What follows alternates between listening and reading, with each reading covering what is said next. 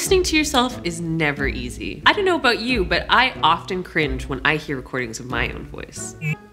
Nothing's trying to figure out where the hell I went wrong. Okay, let's see how that was. Nothing's trying to figure out where the hell I went wrong. In this video, I'm gonna show you how to become a better singer by listening to your own voice. Let's get started!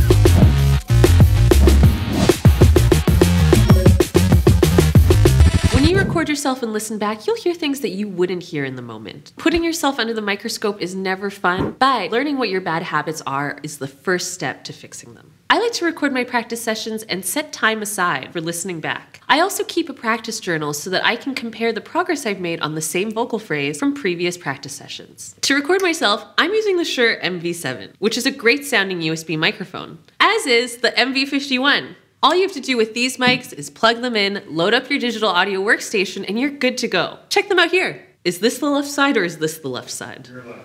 My left. Can I just put this on the desk? They're your singing notes? Yeah. They're your lyrics? Yeah, you can definitely have your lyrics. Okay, thanks. Wow, that was the most supportive thing you've said all day too. You've been to karaoke before. People are just going for it, which is a beautiful thing. Until they get completely out of tune. I'm not comparing you to a karaoke singer, but we all go off pitch from time to time. The important thing is recognizing when it happens. You feel me, but you just won't settle down. You want me, but you're here for one last round. You love me, but not when she's in town. First hug me, go on, send in the crowd.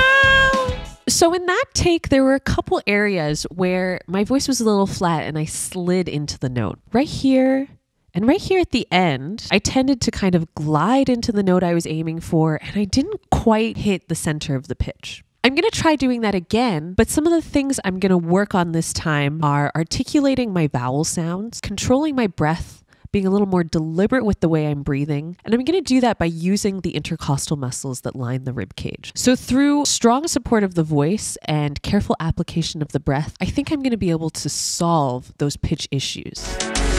You feel me, but you just won't settle down. You want me, but you're in for one more round. You love me, but not when she's in town. Fast talk me, go on, send in the clouds. All right, I think that was a much better take. A lot of vocalists struggle with pitch issues, and I think it's really important to learn how to form your vowels properly and also effectively manage your breath. Usually those two things in combination can solve all of your pitch issues. Come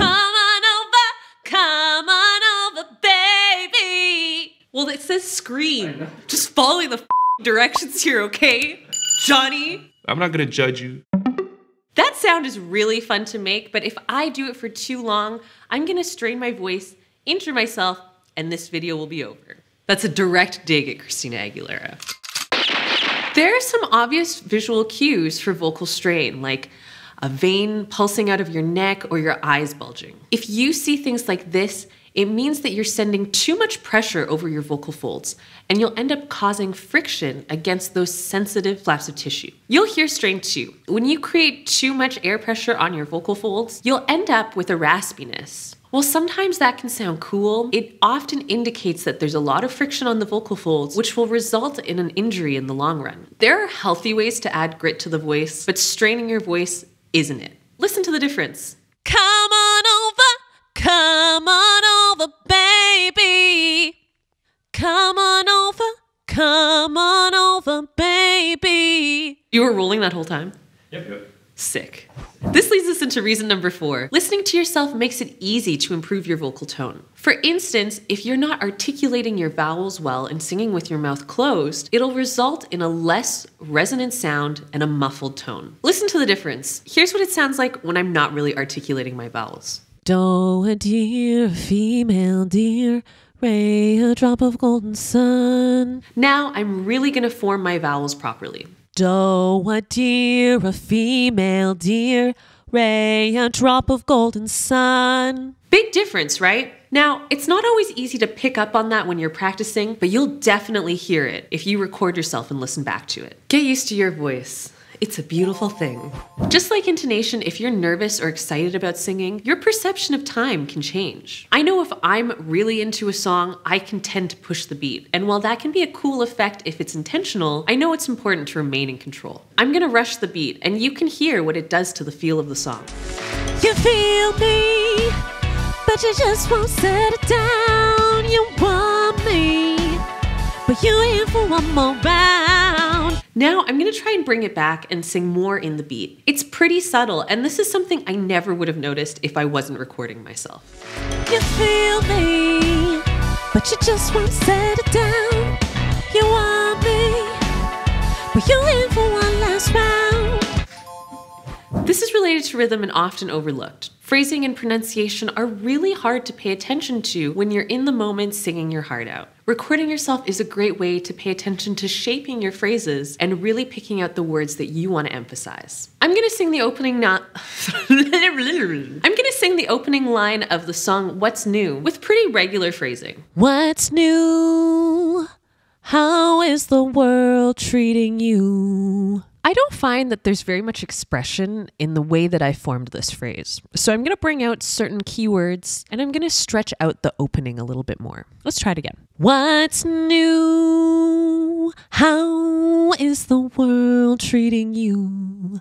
So that time was just a little bit more expressive and deliberate, and I think I brought more meaning to the line. Now, these are changes that I wouldn't necessarily have noticed had I not recorded myself first. Reason number 7 is to learn something new. Music production is one of the most helpful skills a modern musician can have. Even if you mainly identify as a singer, learning to record your voice is a great first step to becoming a full-fledged music producer. If you're just starting out, check out the great resources I've left below in the description box.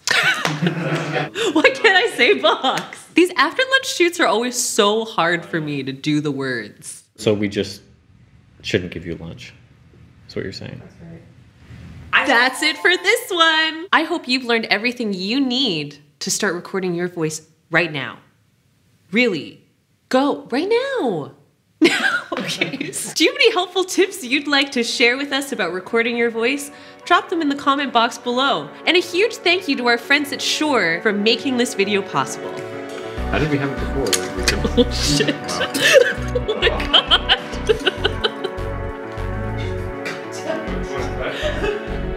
Yeah. No, I think this is great. This is really good for the ad.